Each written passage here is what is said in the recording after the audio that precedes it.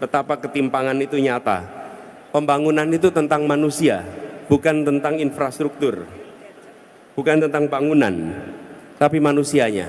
Indeks pembangunan manusia Jawa Sumatera, perhatikan tahun 2013 69 skornya untuk Jawa dan Sumatera.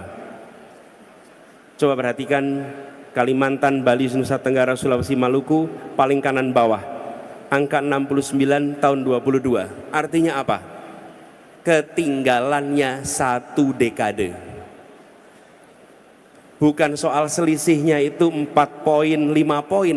Mengejar 5 poin itu 1 dekade, Bapak Ibu sekalian. Jadi ini ketimpangan bila tidak dikoreksi, ini belum masukkan pertumbuhan ekonomi. Nanti bisa tunjukkan pertumbuhan ekonomi, lapangan pekerjaan, investasi, dan indikator-indikator lainnya. Masukkan 1 aja, ketimpangan luar biasa. Bapak Ibu sekalian pasti pernah ingat balkanisasi tahun 90-an, Yugoslavia tercerai-berai. Kita ingatnya etnik konflik, itu di ujung. Sebelumnya apa? Disparitas ekonomi yang terus-menerus. Makedonia yang maju, Serbia yang maju, tapi Bosnia, Herzegovina, dan tempat-tempat yang lain, Slovakia yang itu mengalami penurunan yang luar biasa. Ketimpangan itu terus-menerus. Dibiarkan, itu sama seperti mengeringkan hutan, seperti mengeringkan rumput. Cukup ada 1 puntung rokok jatuh, maka rumput itu terbakar, maka hutan itu terbakar. PR kita hari ini, jangan pernah kita mengeringkan rumput Indonesia, jangan pernah kita mengeringkan hutan Indonesia dengan membiarkan ketimpangan itu terus-menerus. Apalagi kalau dimasukkan ketimpangan kota desa, ketimpangan kota kecil, kota besar, ketimpangan itu luar biasa. Inilah PR terbesar kita. Karena itu kita ingin menjaga Indonesia utuh, Indonesia tetap satu, dan bangsa ini utuh. Caranya apa? Bukan dengan menekan dan memberikan rasa takut.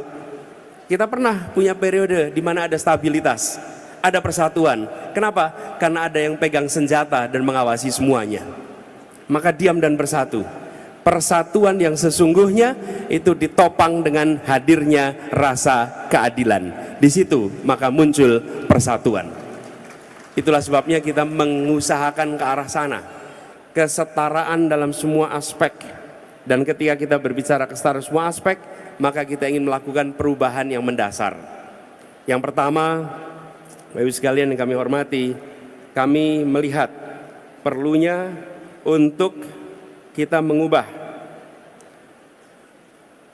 kebijakan-kebijakan dengan memasukkan unsur keadilan. Kenapa ini menjadi mendasar? Sebagai contoh, bidang pendidikan, nanti akan kita bahas bersama. Apakah kebijakan untuk penerimaan siswa baru sudah mencerminkan rasa keadilan? Bila bentuk bangku, jumlah bangku sekolah seperti piramida, SD bangkunya banyak kelas 1, SMP sedikit, SMA kelas 1 sedikit, maka itu artinya kita belum berniat untuk menyekolahkan setiap anak Indonesia. Karena anak-anak kita masuk SD belum tentu nanti lulus SD punya bangku SMP. Begitu juga dengan SMA. Ini contoh. Begitu kita masukkan kebijakan tentang pembangunan di bidang kesehatan misalnya, apakah sudah ada kesetaraan akses pada fasilitas kesehatan di seluruh wilayah Indonesia? Untuk promotif, untuk kuratif, untuk preventif. Ini semua, begitu pertanyaan tentang keadilan dimasukkan setiap sektor, maka masing-masing sektor itu akan melakukan perubahan. Begitu juga dengan aspek pembangunan ekonomi. Pembangunan ekonomi kita banyak sekali berorientasi kepada pertumbuhan, bukan pada pemerataan. Dan ketika bukan pada pemerataan, maka kita merasakan ekonominya tumbuh, artinya kuenya membesar, tapi potongannya tidak merata. Kita ingin melakukan perubahan. Ya, kuenya membesar, tapi potongan kuenya harus rata dirasakan oleh semua. Dan itu artinya pertumbuhan dan pemerataan.